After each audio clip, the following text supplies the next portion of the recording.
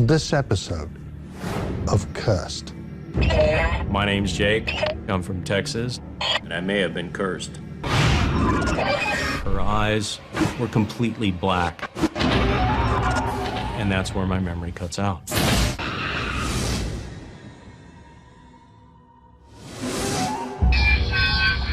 The Siwanaba is a frightening Mayan witch from Central America whose legend scares the local people of southern Mexico to death. She shows herself as a young, beautiful woman to captivate her victim, but then she will turn into a horrible, diabolic entity, giving her prey the scare of his life. Her purpose is unclear, but attracting her attention by stealing from her lands is a mistake that could cost you your life.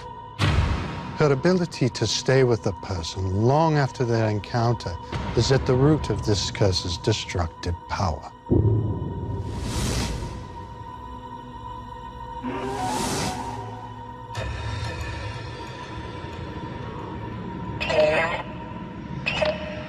My name's Jake. I'm from Texas, and I may have been cursed. I'm missing some of myself. I'm not as whole as I once was. And that's part of the frustration, and definitely part of the anger I carry around.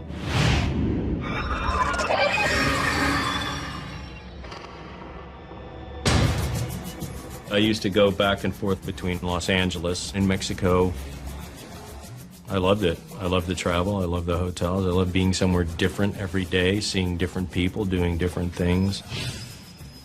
No bosses looking over my shoulder. No profit margins to meet.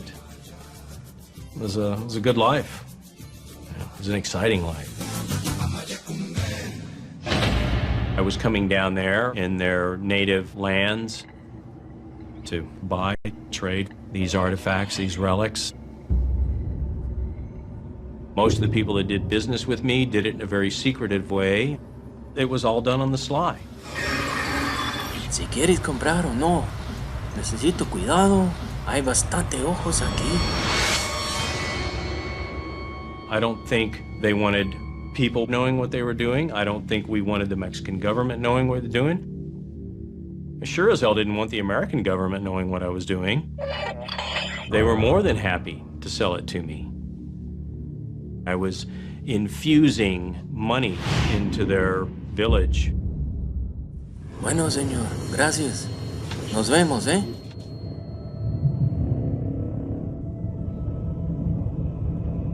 Was everybody happy? I would say not. Was there a very finite amount of individuals that were upset I was down there doing business, that I was not an indigenous person of the area, that I was not a local, that I was profiting from their ancestors' belongings? Yeah, I would say so.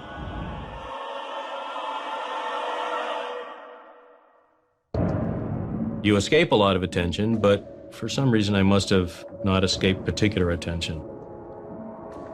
I drew the attention of this one girl. Whatever it was, one morning I came to a very small restaurant in Oaxaca.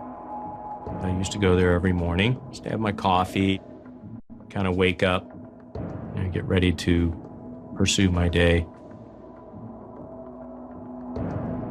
There was 3 or 4 people total that worked in this place, and it was a very small little restaurant.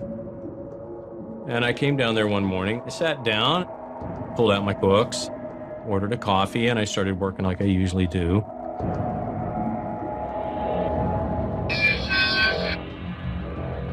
I was pleasantly surprised by a beautiful woman, dark hair, dark eyes, dark skin, just perfect features. I mean, she looked like a Mayan goddess, the ones you see on the calendar, a symbol of Mayan beauty.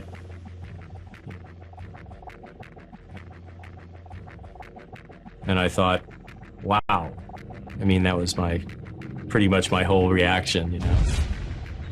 Before the conquest of Latin America, before the Spanish got here, there were many stories, many legends that started then. Siwanaba is a woman that was cursed. So every full moon, the Siwanava will appear to a man, and she would appear to be beautiful, seductive.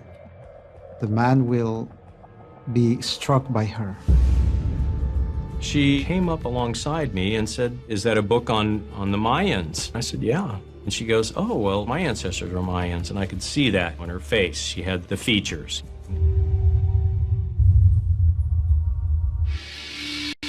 What struck me as strange was she was being friendly. I'd been down in Mexico. I'd never met an indigenous woman who would be friendly, who would act in an extrovertish manner, interact with you on a casual basis. They always lowered their eyes. They'd answer a question and then lower their eyes. This girl was anything but. She was smiling, she made eye contact, very friendly, very outgoing. And I thought, wow, really exceptional. So beautiful, so young, and so social. She actually suggested we meet later at her place, which I found, again, incredibly exceptional. You have a gorgeous, beautiful indigenous woman ask you to meet her at her place later that evening. Yeah, that was exceptional and exciting.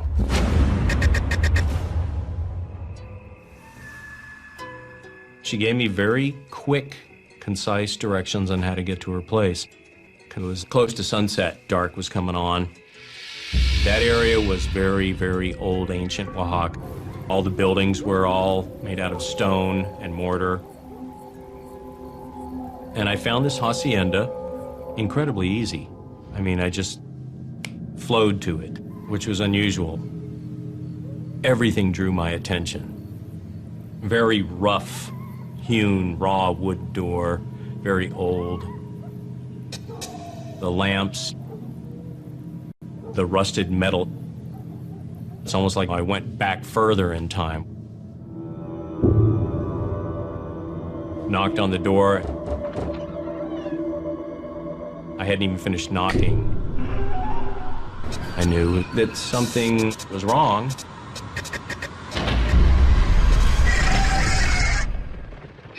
Coming up. Siwanava could turn any man into a lunatic, a madman. She was drawing a glyph on me, and that's where I just blanked out. And later. Some curses are designed to make people suffer. Others are designed to kill. You will not kill this woman. Come out of her right now. The Siwanaba is a woman who was cursed.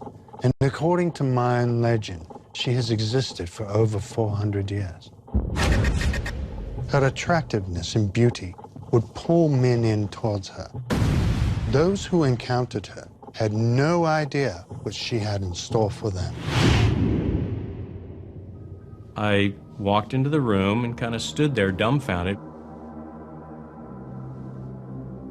I remember her asking me in, and I remember just almost gliding into the room. Her hair was down, just looked gorgeous. The way she would operate is she would wait for her prey. And when the man saw the beautiful body, he would be attracted to her. And he would think that he was about to have a night of passion. And at this point, everything would change. The candles burning had created a layer of smoke, which was hanging frozen in the air at one level in the room. He would see her eyes become sunken and dark, and she would attack her prey.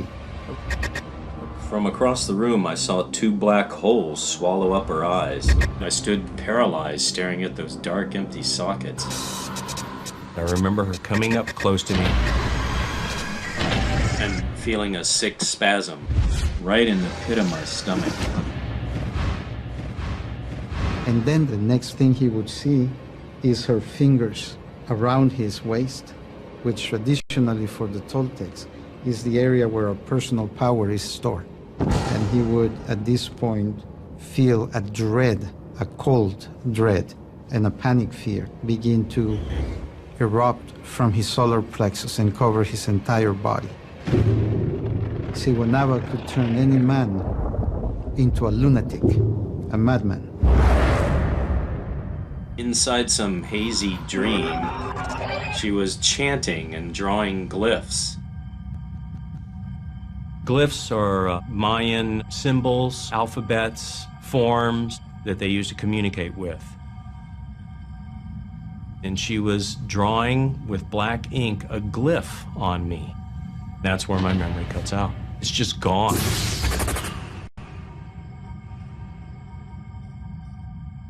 The next thing I remember after being in her room was sitting on a curb, looking down at a cobblestone street.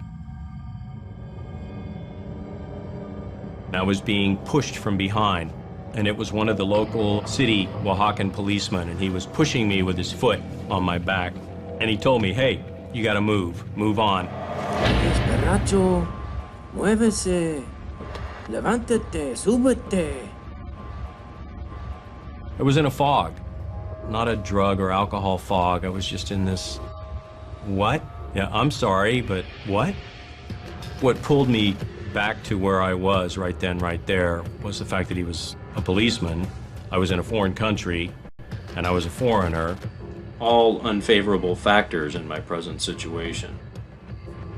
I'm tired, and I'm kind of confused, but all I could think about was just finding this girl, finding out what happened.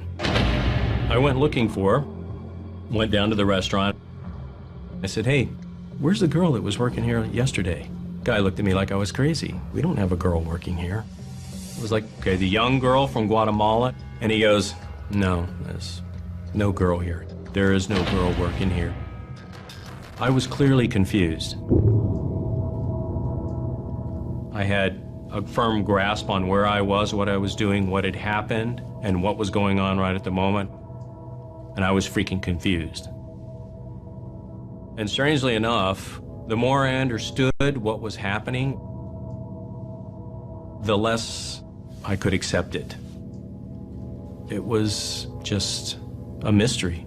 I could not figure out what was going on. The next day, I felt pain in my chest and in the head. I felt weak. I knew something was wrong, and I had to get help. I packed up everything and headed north, back up to the United States. I've been to a few doctors, and they've all agreed that I seem to have a problem in my midsection of my body. Meridian has to do with the energy flow, heart meridian or pericardium meridian. That controls mostly the emotions and located mostly in the core parts of the body. That's where we're looking for abnormality, the energy blockage, always creating certain physical symptoms or emotional disorder. I had an alternative doctor, more than one, tell me I had energy blockage in the center of my body, around my abdomen, and the Occidental doctor told me I had poor blood flow and a blockage somewhere around the center of my body. And there's a connection. There's always a connection. It's a curse. They're attacking in a certain emotional level, so the patient will start to feel like you just completely lost emotionally. When the meridian has been attacked, the patient feel empty, emotionally empty, not be able to feel others' love, or not be able to give love to others or take care of others. All I know is, for sure, that I'm not the same person anymore. That I'm missing some of myself. I'm not as whole as I once was. She took something from me, but can't remember what it is. And I haven't been totally myself since that experience. Yeah, I've been married a few times.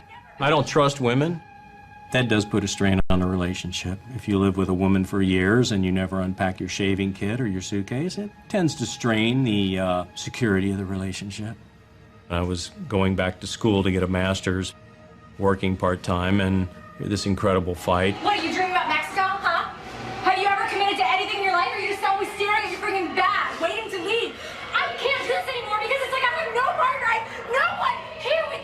I said, I'm out of here. And she came at me with an ice pick. Coming up. But what they took from them, they took their personal power. I believe the lady in Oaxaca was a practitioner of magic. And later. Many people, when they travel abroad, they buy souvenirs, and that can bring a curse upon their lives. I don't trust women. That does put a strain on a relationship. If you live with a woman for years and you never unpack your shaving kit or your suitcase, it tends to strain the security of the relationship. It really seems like that emotional dead spot I have inside me drives anyone I'm with crazy. I can't do this anymore because it's like I have no partner, I have no one here with me. Hello, can you look at me? I'm right here. It's like you're never even here with me. What, are you dreaming about Mexico, huh? Have you ever committed to anything in your life, or you're just always staring at your freaking bag, waiting to leave? I said, I'm out of here. And she came at me with an ice pick.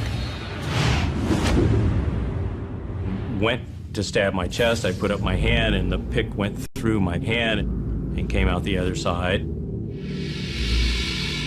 The man will be struck by her through the solar plexus. But what they took from them is they took their personal power too, because they have the power of the moon with them. I believe the lady in Oaxaca was a practitioner of magic. I upset or angered unknown individuals that I was coming down there, trespassing in their native lands, trading for, buying these artifacts, these relics. They might have been very unhappy about that. The lady in Oaxaca, she threw a curse on me. She cast a spell over me, and I haven't been totally myself since that experience. Close to 30 years I've lived with. Am I cursed? Have I been put under a spell? Was I changed, inexorably changed forever? Can I be changed back or changed beyond? Answers that I don't have.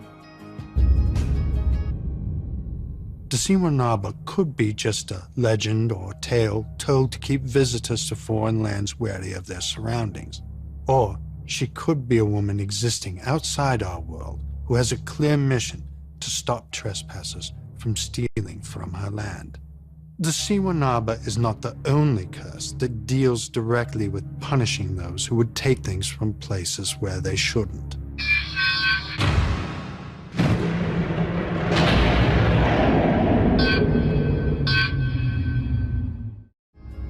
The curses associated with removing objects are all strong and devastating to the curse's host. But what is it that causes these curses to be so effective? One thing is for certain. For the victims, their lives will never be the same. For better or worse, they will take their curse with them everywhere, and eventually to the grave.